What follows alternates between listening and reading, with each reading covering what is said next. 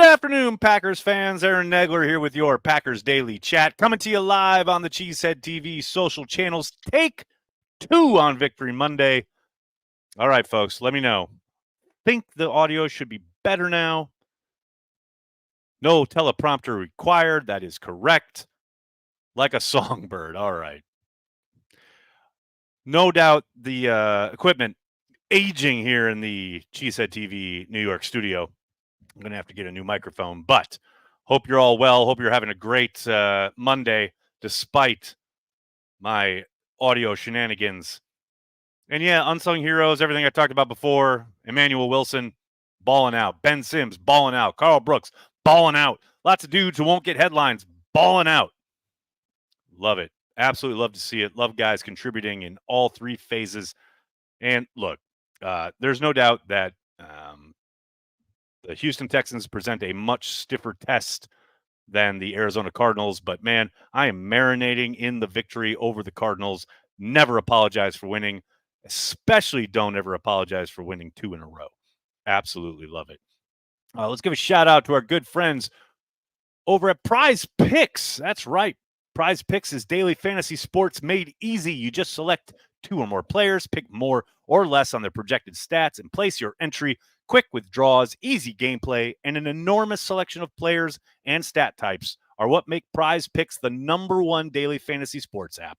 Go to prizepicks.com and use code CHTV. Spend $5 on lineups and get $50 instantly. You can join in the fun at the link in the description of this video. By the way, speaking of fun, one last rodeo, one last ride tonight. Aaron Rodgers, that's right. He's my pick to go over 215.5 passing yards. Now, he hasn't had a 300-yard game in like forever, but I'm betting the old man's going to sling it around on national television, going over 215.5. Do it, folks. Get yourself some Prize Picks. In the description of this video, you'll find a link. You can join in. It's a lot of fun. Counting on you, Aaron. Don't let me down. The old man going to let me down one last time? We'll see. We'll find out. Hello to everybody in the comments section. Hope you're all doing well. Good to see everybody. Jim's here. What's up, Jim? How are you? We got Jeezy Baby starting us off with the chat. What's going on, man?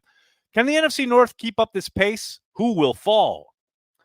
I doubt it, simply because they all have to play each other yet. I mean, I think the Packers-Vikings game is the only one between North opponents that's happened so far. So, as things continue on here, they're going to start beating each other up. But I also think, the Bears have played some pretty poor teams. The Packers have played some pretty poor teams. Like, it's the road gets tougher for the NFC North from here on out. But it is kind of fascinating to watch them like dominate and have 4 teams with a winning record at this point in the season.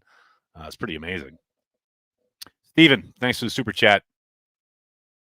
Narv Dog kicks a game winner in the NFC Championship game to send Green Bay to the Super Bowl, speaking it into existence. A guy can dream, right? Go, Pack, go. Rock and roll, man. From your super chat to the football god's ears, I'm not entirely sure I agree with your police work there, but hey, man, if you will it, it is no dream. Let's go. Insane. Thank you for the super chat. Nags, I love you, but Trump 2024, my friend. Well, clearly we're not friends if you're saying that, but I will say this. I welcome you here on the Cheesehead TV channel as we talk Packers, which is the one thing on this earth that I feel confident and comfortable in to welcome everyone into the fold. I don't care what your politics are. I don't care what you believe, as long as you believe in the Green Bay Packers. I mean, everything else happening outside of the world of football is what it is. We probably disagree with most things in that regard, but the fact that we both cheer for the green and gold is all right by me. Greg, how are you, man? Thanks for the super chat. Hate to say it, got to trade Nixon now. Dude failed a simple task of having a pick 6 in 6 games straight. Easy peasy, LOL. I did love his return, so that pickup over the offseason. Are you talking about McKinney or Nixon? It feels like you're conflating 2 things right here at once. But Nixon, I thought, played well yet again. Now, I do think next week presents a much, much stiffer test than he's faced over these last 2 weeks. Harrison Jr. going down yesterday obviously helped the Packers out.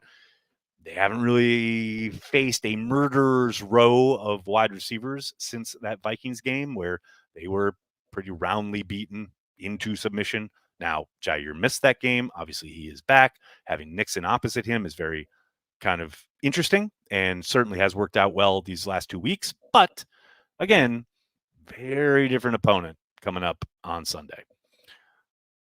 Noah, what's up, man? Thanks for the super chat. Love's pre-snap ability is elite. That's as good a hard count game as I've seen. Declared blitzes and offside penalties constantly. I mean, he's been really good as far as at the line of scrimmage with the cadence pretty much since he got in the league. I remember his very first training camp. He did not do much well that first summer, but he did that well right out of the gate as far as using his hard count and getting the defense to not only declare, but maybe even jump off sides, which, by the way, Alex Kemp and company, can we let these plays go? The amount, I would they have like 3 plays that could have or should have been free plays that were shut down. Nonsense, I tell you, nonsense. Let the boy cook with his hard count. But you're right, man. Not just the cadence, too. It's the use of the cadence to get the defense to declare early in the snap or early in the play clock. And that was the other thing I really liked. It was a bit of a wrinkle where they kept more than once, they kept getting up to the line of scrimmage immediately after a play and then kind of setting and seeing what was on offer. And then Jordan kind of making adjustments, calling things out, using his cadence, getting them to declare, and then switching things around again, setting protections, what have you. You saw as the game went on, the Cardinals certainly knew they could not get home with 4. I mean, all throughout the first half, they could not. I mean, Jordan could read a book back there. So they kept, dialing pressure up and adding more bodies, and the Packers and Jordan sorting things out. They did a great job of picking all of that up. So, yeah, I'm with you, man. He has done really, really good work at the line of scrimmage, not just yesterday, but pretty much through his time in Green Bay. No question. Mike Witt, how are you, man? I know this is a Packer stream, but how about those Cowboys? Watching Jerry miserable in the box makes me smile every time, Nags. I hear you, but at this point, I got to admit, I know I shouldn't feel this because Jerry is who he is and he represents everything he represents, and definitely, change the NFL sometimes for better, sometimes for worse. But man, at this point, it just feels like elder abuse. Like, I don't know, man. I just feel like he should be in a home somewhere, like, being served a warm meal and let his son run the team. And he should just be chilling and relaxing and enjoying his golden years now, because, man, he ain't fit to run an NFL football team. And I'm pretty sure everyone in the building probably recognizes and knows this, including his family. But it's like, man, watching this guy in the box while his team is getting its ass kicked yet again. And then he's like snapping at reporters afterwards. Well, yeah, he's like a 100-year-old man and he's pissed that his team sucks. And then like the reporter's like, you're thinking about making a coaching change. And what time does Matlock come on? It's like, yeah, it's just, I don't know, man. It's hard. I can't find the joy in it that I used to. Just because they've been so bad for so long, so milk toast, haven't won damn thing. And it's all because of Jerry. It's just time to turn the page, man. Everyone knows it, but of course he won't ever acquiesce to that. So I don't know. Like I said, I want to enjoy it more, but I just can't. Most got here. Austin, what's going on, man? Sorry, buddy, but only one of your football teams is winning this week, and it's not going to be Chelsea. Go Reds and go Pack go. Austin, let's go. There we go. Oh, that's right. Palmer is only going to score 3 goals in the first half instead of 4. Fair point by you. I will say, can I just comment real quickly? And this is a Packer stream, but I'm going to talk what I want to talk about. When the Premier League goes on international breaks, it is like the worst. The Saturday mornings in the fall when there's no Premier League, that is some BS. We need to figure out a way to not make that happen anymore. I know I'm new to the game relatively. Like, I've only been really into Premier League for about 15, 20 years or so. And I know it's been in existence for a very long time, but man, I ain't about that life. I need Premier League every Saturday morning in the fall. It's got to happen. And all these tournaments that no one gives a shit about, like, come on. I need my Premier League. So, yes, looking forward, Austin, to Chelsea coming out on top. William, thanks for the super chat, man. Hey, Nags, thank you for all the products you give us daily. Do you think the Packers should bring in McManus for a tryout, given Narvison's struggles? This is a very popular question, William. I will say what I've said from the get-go, and I know there has been the initial report when he was, quote, cleared by the NFL, whatever that means. There's still pending litigation. I can't imagine a world where the Packers invite that into the building. And I'm not saying he's guilty or innocent or whatever. It's not a moral judgment here. I just can't fathom Brian Gutekunst saying, yes, please. We need that sideshow. And I get it, man. He can kick, no question about it. But I just can't imagine the Packers going that route. Now, maybe I'm totally wrong. Maybe they bring him in later this week. I'd be surprised. But yeah, I can't imagine that's the route they go. I just can't. Thomas, thanks for the super chat. 33 is for real. Back end looking sweet. Go, Pack, go. Thomas, I feel like I'm running out of words for Evan Williams, and it's only like 2 games into his starting career. But, man, I talked about him all summer. Talked about him yesterday. I talked about it this morning with Andy. He's legit, man. He's legit as hell. What's crazy is that this is like 2 starts. Like, this is his rookie year. This is his first extended action. And he's playing at an incredibly high level. Now, again, as I just said about Nixon on the perimeter, very different animal coming into Lambeau next week. So hopefully he continues to bring it, improve as he goes, etc. He hasn't arrived by any stretch of the imagination, but not just how he is physically, but his football IQ, his ability to diagnose the play against Murray on the attempted zone read there, where he comes to balance and gets him on the ground. How many times have we seen a Packers defender in that position completely whiff on that tackle, throw themselves at the ball carrier's feet, or just crash down the line and completely miss the fact that the quarterback's got the ball? Just great stuff from the rookie, man. Excited to have him back there. No doubt about it. Craig, thanks again, man. How is the Texas run D this year? I want to see all 4 running backs pounding the rock all day long and wear them out. That's a good question. I know their defense is highly rated in pretty much every category. I got to suspect that they have a decent run defense. But regardless, I think you will see the Packers running the ball early and often. You want to live ahead of the sticks, something the Packers were pretty successful at yesterday. There's no difference against a team like the Texans where, man, you don't want to be living in 3rd and long against that team, which can certainly dial up the pressure. You saw back in LA 2 weeks ago how the Packers, I think 1 of 8, 1 of 7, something like that. The 1 third down they picked up was via Jordan's scramble because they were living in like 3rd and 12 that whole game. Cannot do that, especially against the Texans. That is not a recipe for success. This is a game where I do think you will see the Packers run the ball and commit to running the ball. And it's fine if you're not picking up 10 yards a pop, if you're 5 yards a pop. If you're getting 4, living in 4, that's fine. You're doing well. You're ahead of the sticks. Joe, what's up, man? Thanks for the super chat. Biggest difference I've noticed with Wilson is his vision in setting up blockers. Ben Searman's maybe doesn't get enough credit. I mean, that's what I was talking about before on the first attempt at this stream. He has not only improved in the areas or the primary area where a lot of kind of the focus was this summer in pass protection, but every aspect of his game seems to have taken a step forward. And it is, as far as his vision and setting things up, certainly in the screen game, you've seen him become incredibly productive. Pass protection has improved. This cat is playing leagues better than he was at the beginning of last season, for certain.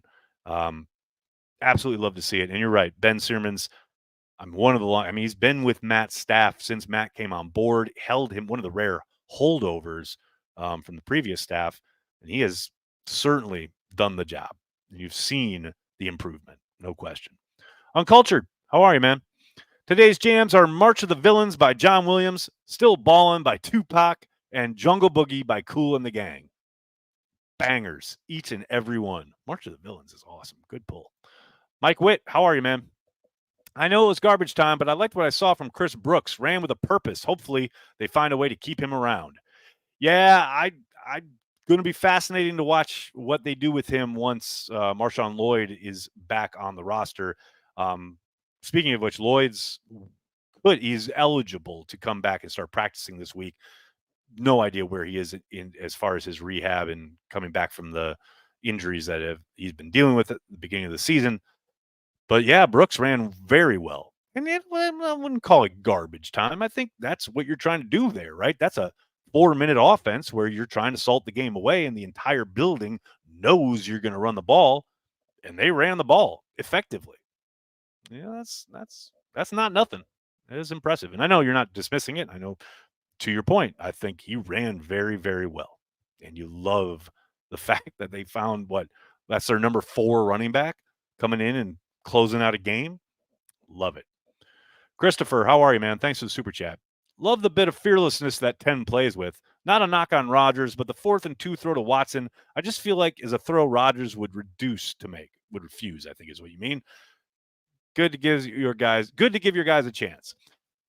Yeah, I've seen a lot of, I posted this throw on my Twitter account earlier today, and I've seen a lot of discourse about Rodgers, Favre, what have you. Man, I think people have forgotten early on, when Rodgers was a younger quarterback, he made those types of throws, maybe not with regularity, but he made them. He certainly pushed the envelope over the middle of the field in a way he certainly didn't or hasn't in his latter years. But yeah, it's not like we haven't seen this in green and gold. But yes, I agree. Giving your guys a shot. I mean, you saw that on the 0 blitz where he throws it up to Romeo and Romeo makes a play for him. Touchdown. I love the aggressive nature that Love plays with. And I understand. I've seen it. And I called it out on Twitter too. I understand the, good result, bad decision crowd.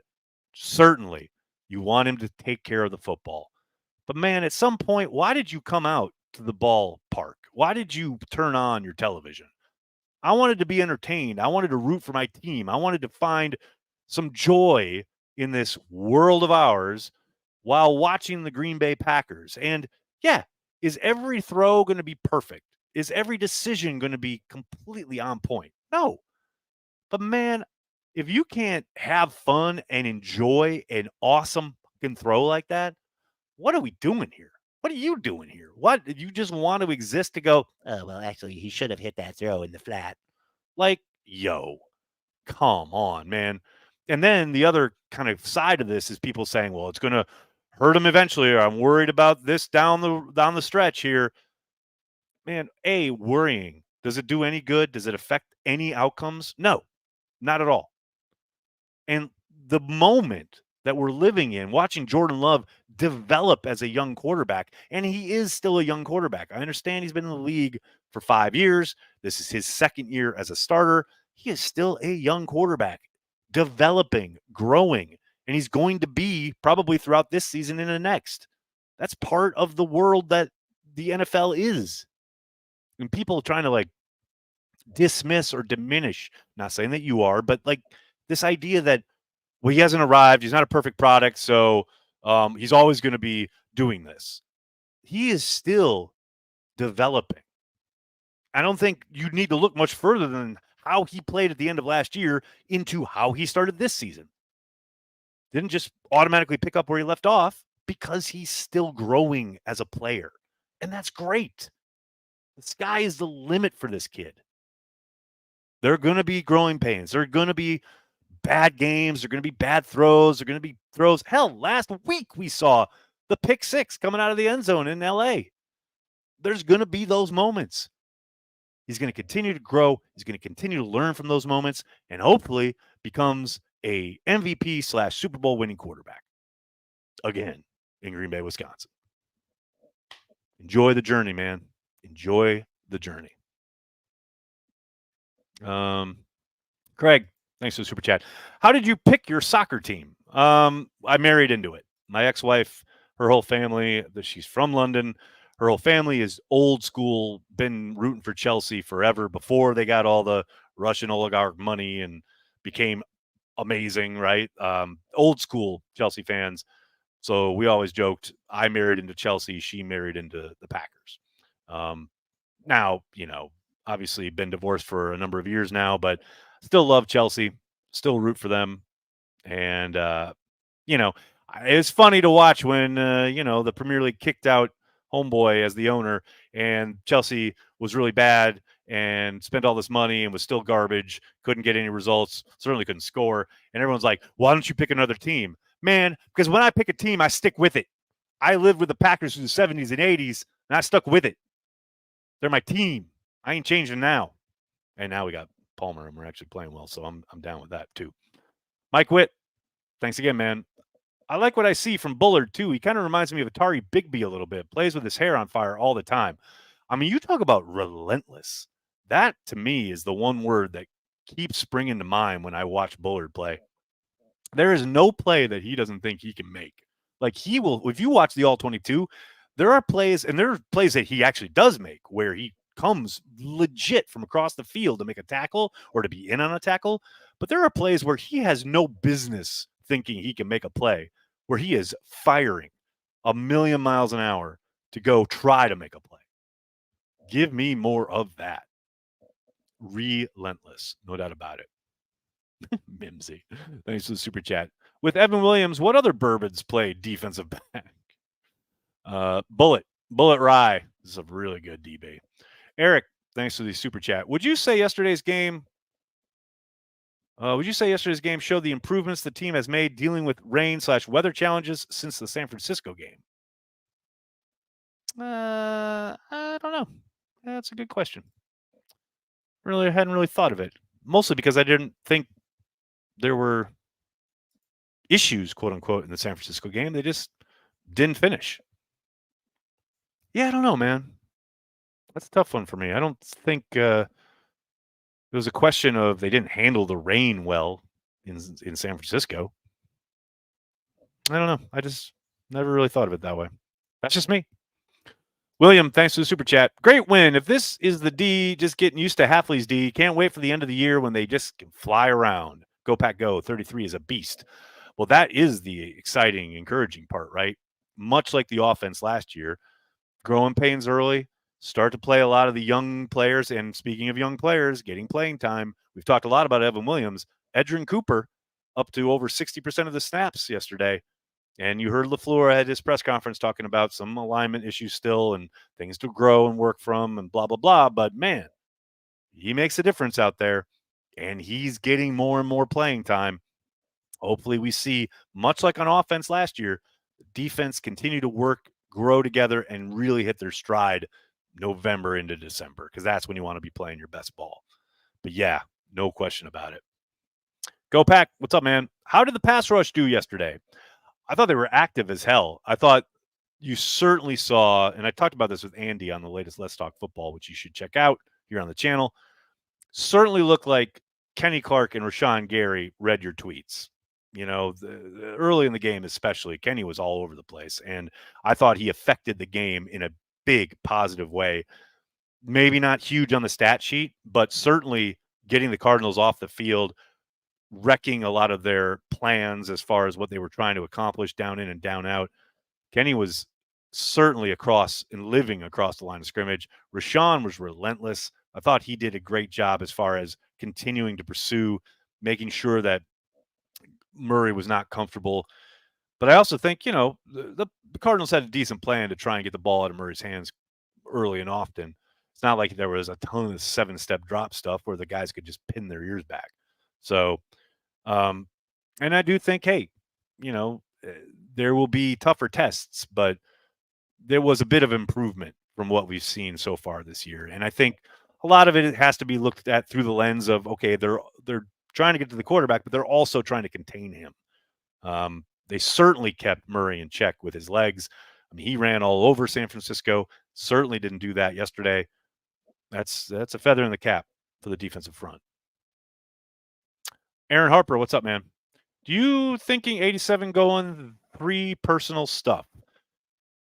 Aaron, I can usually discern what people are trying to say when they type these things that don't really make grammatical sense, but I got to admit, I'm lost on this one, buddy.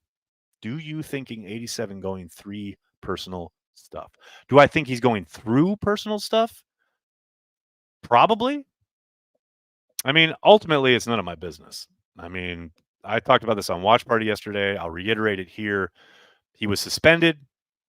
Team has dealt with it. Certainly, the guys have rallied around him. You saw the outpouring of emotion and love for him after his first score yesterday, and pretty much throughout the game. They seem to be moving forward. I'm moving forward. If he is dealing with something personal, I hope it gets resolved. I hope he's in a good place. I hope he has people supporting him. Sure feels like he does. But ultimately, it's none of my business. Much like any other guy going through whatever when he steps away from the football field, it ain't my business. Now, I wish the best for him. I certainly want him to be well. But man, that is for him and the team to talk about, deal with. Certainly not my place to speculate on. That's just me. Mike, what's going on, man? Mike, give any updates on Wyatt? We're going to need him Sunday. Really love 97 announcing to the world that he's still alive yesterday. Nothing new on Wyatt. We'll probably won't get any kind of injury updates until Wednesday. That said, Wyatt has not participated in a practice the last 2 weeks, not even limited. So I'd be surprised if he's available for the Texans game. Even if he is able to get on the practice field this week and participate in a limited capacity, I'd be shocked if he's out there against the Texans. So get ready for that. Uncultured, thanks, man. I wanted to pick Man U because of Euro trip, but decades back, I followed Arsenal for a bit. Man, well, it sounds like it's in the past, so you can find the error of your ways and, start rooting for Chelsea instead. Mimsy, thanks for the super chat. The last 3 Pack quarterbacks, when young, threaded needles and took risks, will be interesting to see how Love's growth evolves. Lots of no, yes so far. Yeah, I mean, we certainly saw Aaron grow out of the I want to try and thread the needle down the middle of the field type throws, right? I don't know if we ever saw Brett evolve out of that. I mean, I present to you the very last throw he ever made as a member of the Green Bay Packers, or the throw he made to give the Saints the game in the NFC Championship game as a member of the Vikings. I don't know if Brett ever really got that out of his system, but it will. You are right that it will be fascinating to watch Jordan Love continue to develop and grow and see what he becomes. All right, everybody, I have to get going. I cannot thank you enough for hanging out, talking Packers each and every day, Monday through Friday, right here on the Cheesehead TV social channels. Thank you for your patience dealing with my audio nonsense. Please do me a favor and hit like on the video, subscribe to the channel, and then tell your friends and tell your family, Cheesehead TV, we are devoted to Green Bay Packers fans worldwide. Thanks a lot, everybody. Have a great night. Go Pack, go.